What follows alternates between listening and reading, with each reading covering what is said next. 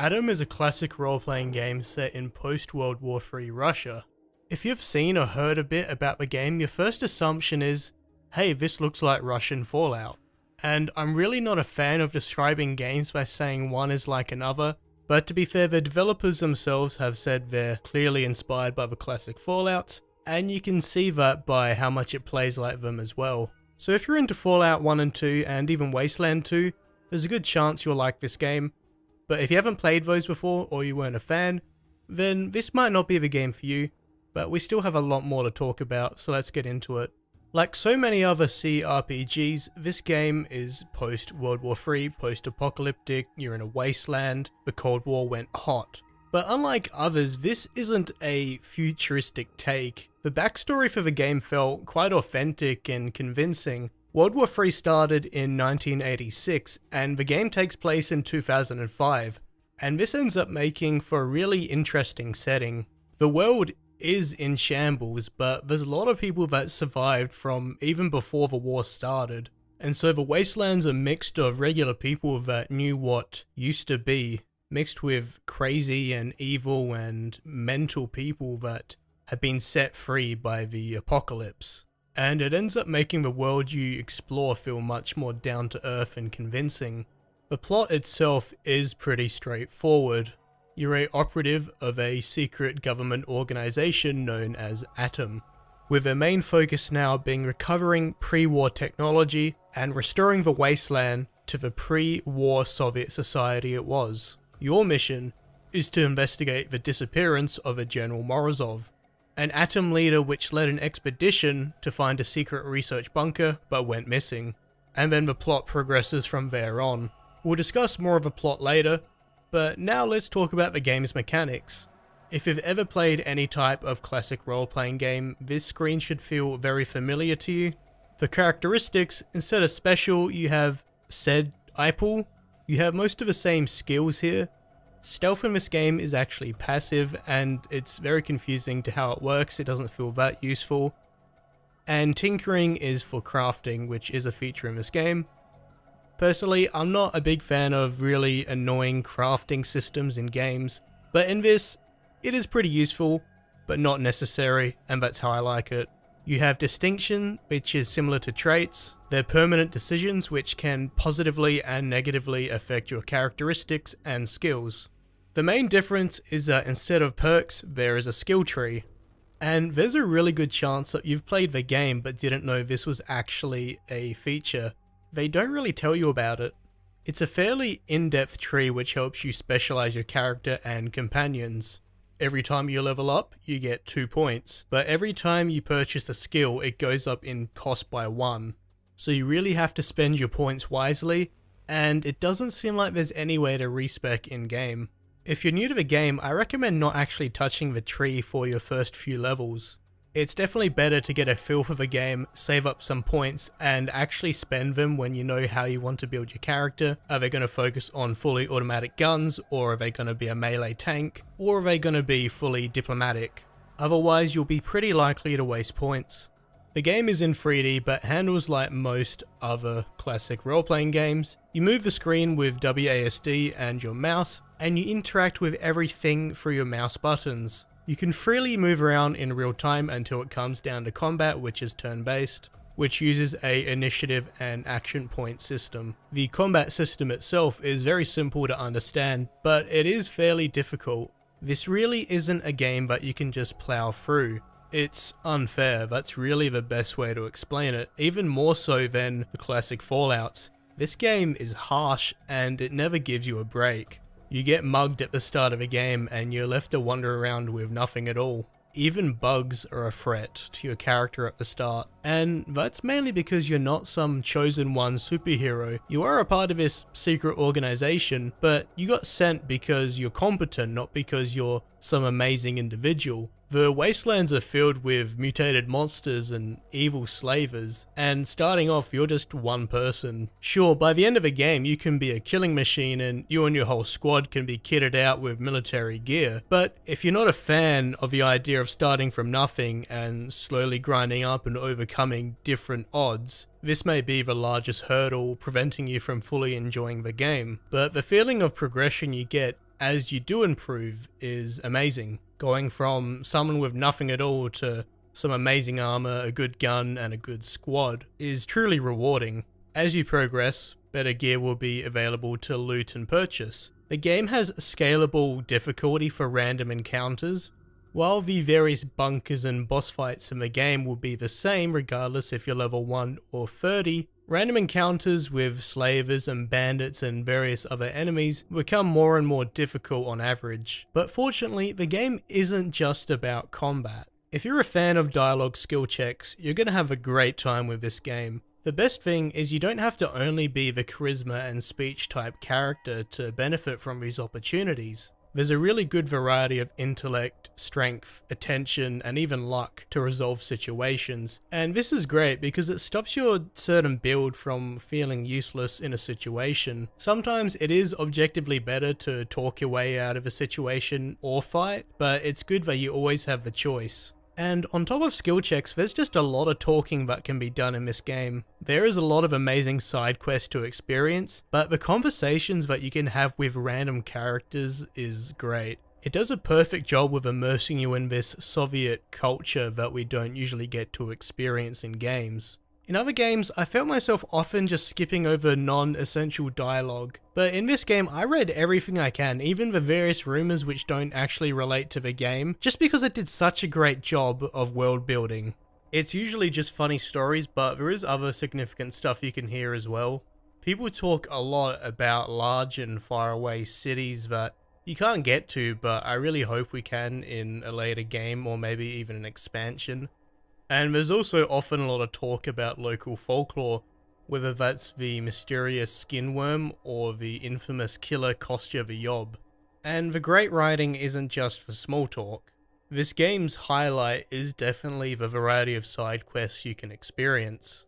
I don't want to go too in depth because some of these are pretty easy to spoil, but just things like rebuilding the Red Fighter village, helping Dan's ruthless bandits become a legitimate police force, hunting down the infamous Death Gang, and finding out what's behind this door. There's not an insane amount of locations in the game, but they are densely packed with things to do. You can spend a few hours helping out one town and then you get a mission to go to another, where you can pick up some more. Even missions which were essentially fetch quests didn't feel very bad because the game does a great job of interjoining areas. I never once stopped playing the game out of boredom. If you get sick and tired of hunting slavers and conspiracy theorists, you can go do some diplomatic work with the Chamber of Commerce. My first playthrough lasted for 35 hours, and that was pretty much doing the majority of quests that I accepted. You could probably finish the game in 20 hours if you focused on just the main quest line and on gathering good gear, but you could also stretch the game out to probably even 60 hours if you do every single quest. But that is partly because things do take longer than they should sometimes. A lot of missions are fairly vague, and it does get irritating over time. This can vary from mistranslated names so you're not sure who to talk to, from the journal sometimes just not updating and you're not sure if it's bugged or because you forgot to talk to a certain character or forgot a certain item. And I feel a lot of the game's issues are because it aims to emulate Fallout so strongly. Fallout 2 is great, but it's obviously dated, which isn't necessarily a bad thing, but you can obviously see the technological limitations of the time. The inventory and trade system is a bit of a mess. The combat system isn't bad by any measure, but it's nothing new either. These are things I didn't have much of an issue with, but I need to point them out because I know they will dissuade a lot of people from playing. The game's biggest issue at the moment though is its pathfinding. Very early on I noticed it, and at first I didn't mind because it didn't affect me or my companions. But later on in the game there is a lot of enclosed small areas, and that seems like when the game freaks out. When you're in combat and you objectively know that there is space around your character for your companions to move around, yet they run away or run around on the spot trying to find another way to get to the enemy, but it's infuriating because you can see the squares next to you which they could move through. So many hours were wasted on dying and reloading saves because my companions refused to attack the enemy. And when your companions could find another way through, they'd often run through a corridor or a door and trigger another combat scene. When the pathfinding isn't bugging out, AI is actually pretty good at combat. Enemies will hide when they know they're in danger and outgunned, or when they run out of ammo. They'll often target the closest to death character, and they use grenades pretty optimally. It makes for a pretty challenging experience even when you're well prepared. One issue though is there's a massive difference between melee and guns. Melee is useful at the start of a game. You don't have a gun and you don't have ammo. But as you progress more and more through the game, it's clear how powerful guns are. Stuff like the VSS and the RPK can take down even the toughest of characters in one turn. Not to mention being able to do this from a distance. The developers are working on improving melee, but as of the time of this review, if you're a combat character, you're gonna have to spec into any type of guns eventually. One final issue with the combat is that often a lot of NPCs don't get counted in it. The actual combat zone is really small, and usually this is beneficial, being able to pick off and drag away one enemy at a time, but it also affects your companions as well.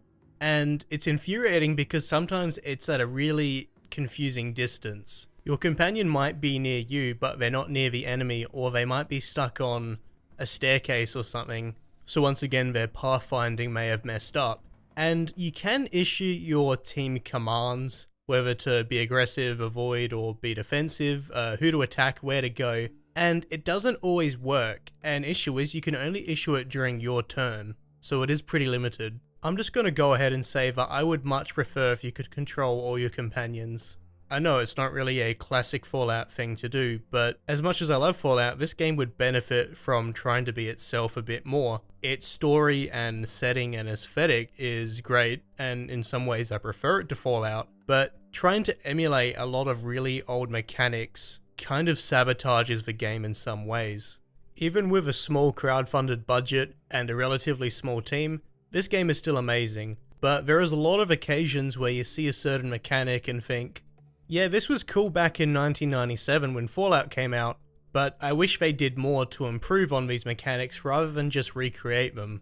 Stuff like the journal and inventory system are obvious examples for this. Now that we understand the basic mechanics of the game, the pros and cons, I'm going to give some tips, mainly because the game is still pretty new. Any game that's older than a few months, you can Google anything about it. But for a lot of people, they're going to be lost and confused playing this. I did have a lot of fun playing this game blind, learning all the things as I went along, but there were some occasions when I needed help as well. You can manually heal companions by equipping food and medicine and using it on them. Left control highlights NPCs and left alt highlights nearby items and objects. You can buy a car from Paragon, or you can get a free one from the scrapyard. There is a total of 5 potential companions in the game, although you can only have 4 at a time. Fidel is the easy one. You find him in Krasnomeny during the main quest. You can find one at Red Fighter. You can find another after rebuilding Red Fighter. There's the cool dog, which you find in a random encounter. And there's also a girl outside of Paragon, but she's kind of weird. You know, you kind of look like my dad. Maybe I should cut you up just for fun. You'll always want to keep a knife or an axe on you to harvest from animals, and when you're in Otrudoin, be sure to talk to the fishermen about collecting bug parts and about fishing in general. For most buying and selling, I recommend sticking to caravans as they have the best stock and prices. The armor and gun sellers in Krasnomeny have pretty bad prices unless you've got some good barter. The game also has some pretty high speech checks, going up to even 140 sometimes, so be sure to keep your fedora, cologne, and weed with you. If you want to make a good melee character, be sure to check out the various skill trees. Getting damage resistances and having no penalty for armor is a lifesaver. Rather than dying instantly, you can absorb multiple shots from multiple people while your team picks some of them off with their guns. There's currently no downside to killing travelers and scavengers you come across to take their loot, although I warn you of killing caravans as they will send some real tough mercs after you. The game also has 4 characteristic buffs that you can find.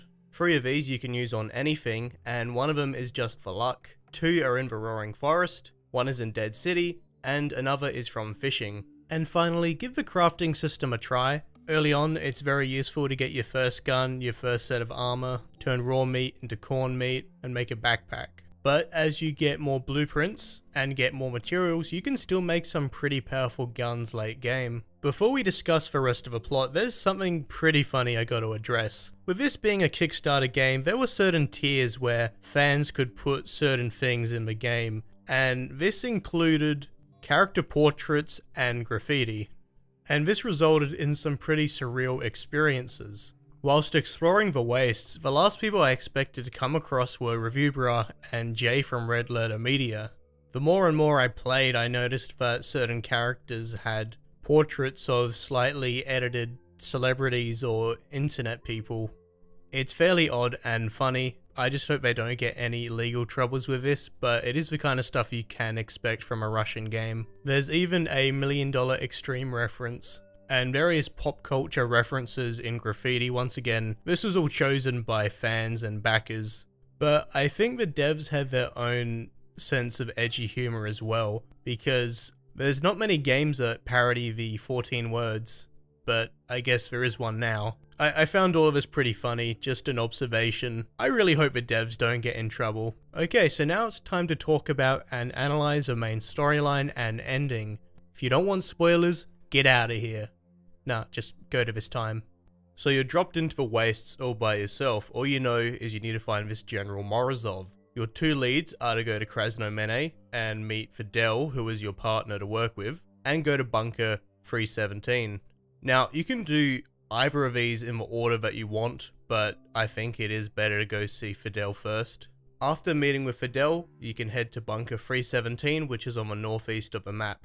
After arriving, you can enter the bunker through using explosives on this cart, or you can talk to the nearby explorers. And if you played this far, you know how this goes down. These guys want to check out the bunker, but they don't want to go on themselves, so they'll send you in. But obviously, this being a post-apocalyptic wasteland, they're gonna mug you as soon as you get out. So I really guarantee coming here when you can actually kill these guys, because otherwise, you're gonna lose most of your gear. You can hide it in a locker after completing the bunker, but if you hide too much, they attack you anyways. Just another tip, because I didn't enjoy this either. It wasn't very fun, it's very annoying. I don't like when games pull this on you. Now, there's not actually too much inside the bunker. You notice dead rodents starting off and you get to explore it. This game has a lot of notes you can read from dead scientists and explorers, and it does fill in the pieces really well. But as you progress, getting to the end of the lab, you noticed a whole bunch of dead atom members. And near their dead bodies is a mycelium medallion, which is the symbol of the mushroom cult. Fidel recommends going back to Krasnomene to check out the cult which resides there. But if you're extra observant, you'll notice that one of the bookcases has been moved. Grabbing a book you found earlier in the lab opens a secret compartment, revealing some kind of incubator or storage which has been broken open, and something has been taken or escaped from there. You then proceed to head back to Krasnomene, where you have two options. Pay Fidel's informer 10,000 rubles to learn about what the mushroom cult is up to, or do a bunch of missions for them. Now, at this point in the game, if you're fairly new, 10,000 rubles is a lot, so you might have to do all the cult shenanigans. It's nothing too evil, just mostly being really annoying, and you also kill a pig. Regardless of the choice that you pick, you learn that the mushroom cult is interested in two research bunkers far away, on the island of Dead City off the southern coast, and far to the west in the mountain ranges known as the Mountain Pass of Woes. You can pick these in either order, but you learn very similar things. Both contain secret pre-war science bunkers, so there's a lot to learn about certain experiments and projects. I went to the Mountain Pass bunker first, and here's what I learned. It starts simply with agricultural experiments attempting to make crops grow better underground. This results in some mutations. Whilst this is happening, there is another experiment attempting to make a soldier which doesn't require food, water, sleep, and can fight regardless of any temperature or altitude. They have some minor success, but these creations expire after a day or two. Project Mycelium was dedicated to learning about this fungal biomass, which was a mutation of the experimented crops. Later on, they decide to introduce various plant and animal tissues to create a better super soldier. The mutated fungus happened to be one of them, Shortly later, the lab falls into chaos. Whilst in the Dead City bunker, you learn that the mycelium project was appropriated after the new findings to attempt to make a organic AI, a fungal biomass. At the end of each bunker, there is a Atom Squad, the same organization that you work for, that you were sent by to investigate General Morozov. Except they're not normal anymore. They're all guarding this fungal biomass that you just learnt about, and they inform you that they work for mycelium, despite being Atom members. It's revealed that mycelium has infiltrated the higher ranks of Atom, and it's evident that this biomass is sentient in a way, as it can clearly control and influence people's minds. You have to choose between letting them take the fungal mass back to the mycelium base in Krasnomene or killing them, but they say you don't really know the bigger picture and that this is for the good of all humanity, so you can trust them, right? Whether you kill them or let them pass, I won't judge you for letting them pass. They are really tough. But either way, you still make your way back to Krasnomene and head outside of a mycelium base. Outside of a mycelium base is an Atom team who learned about the mycelium plot, and a purge has begun to remove the compromised Atom members. They also want to take over the city for a new base of operations. Now, despite there being a lot of them, and all of them having pretty good guns and them disliking mycelium, they won't come with you into the underground to face whatever's happening. You don't even get a skill check to try. In a game which was pretty consistent with the choices that you could make, this one is pretty illogical. So you head underneath a mycelium building and are met by a group saying they won't let you progress because you might interrupt the Sacrament of Unity. With some really high skill checks or just a lot of explosives, you make your way past, deeper below where this comes to an end. And there is General Morozov. Turns out during his expedition he learned about this fungal biomass and decided to use it to try to save the world. His argument is that he can use this fungal biomass to create a hive mind and force humanity to work together. Why, you may ask? Because between 30 to 130 years from now, a really large asteroid is gonna hit the Earth and kill 95% of the population. Now, personally, this seems like a pretty unconvincing argument given we don't know if we can believe him and if the asteroid will actually hit the Earth and if it will be that bad. And honestly, it just feels like a not as good recreation of Fallout 1's ending. They even call it Unity. So honestly, not the greatest ending. If you join the mycelium cult, then they forcefully hijack everyone's brains and dickheads, and it never actually says if they save the Earth, or you can just kill them or convince him to give up. He gives up really easy if you're smart, and he just walks away. And then the game ends with a Fallout type slideshow showing you the consequences of your choices.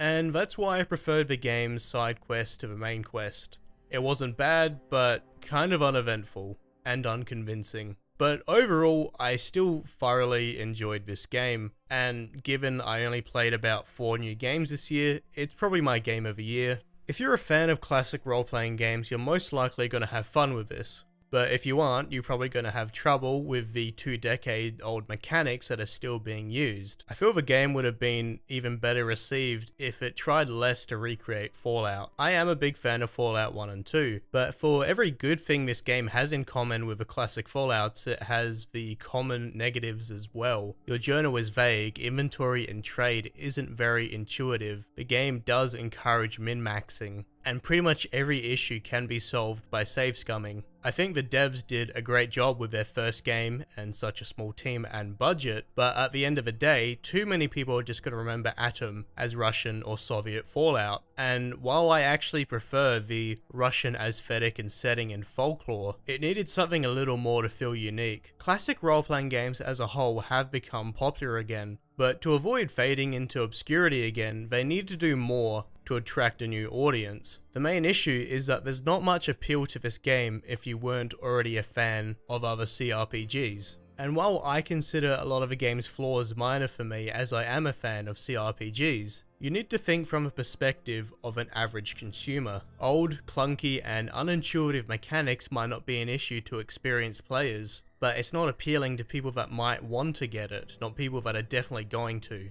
And I hope this is something that they do improve upon, because I am looking forward to what they're going to make next, because if they can figure out a way to improve upon old CRPG mechanics, they'll be a lot more successful. Thanks for watching.